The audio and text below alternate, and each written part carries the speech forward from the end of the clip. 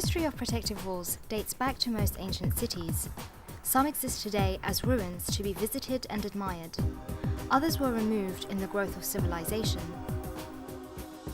The ones we see today around Jerusalem date as far back as the 16th century.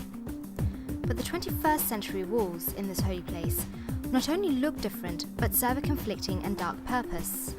Over 700 kilometers long, costing millions of dollars for every kilometer, the story of this wall is about division.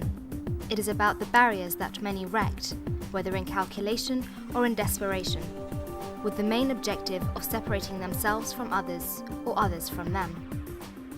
Born in 2002, the wall is grounded deep into Palestinian territory in the West Bank and Jerusalem, splitting neighbors and encircling villages. The biggest construction in this region is not taking place in building schools or hospitals, which are scarce, but in creating the wall.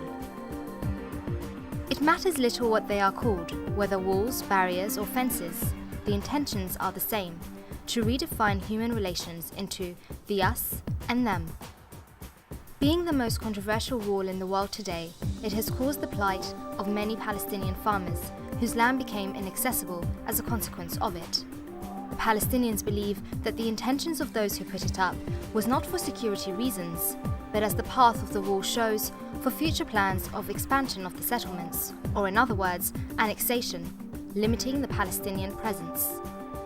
The wall reaches beyond a geographic obstruction. With discrimination and racism in play, the wall also serves as a psychological barrier, a desire not to see Palestinians, thus expelling them not only from the land but also from sight. Israel has taken land passed down to generations of Palestinian families, causing disaster for its real owners. The erection of the wall has meant destruction of their olive trees, the ruin of their agriculture, and the collapse of their houses. And with this comes great economic failure. It has created something which in historic terms is unthinkable and has hitherto gone beyond the horrors of the Berlin Wall. Unlike the collapse of the wall in Europe in 1989, the Israeli Wall of Shame continues to grow, and in the present political climate, it is difficult to see a time when it will be dismantled. Many have called it the Wall of Shame, but for the population of Israel, they are not ashamed.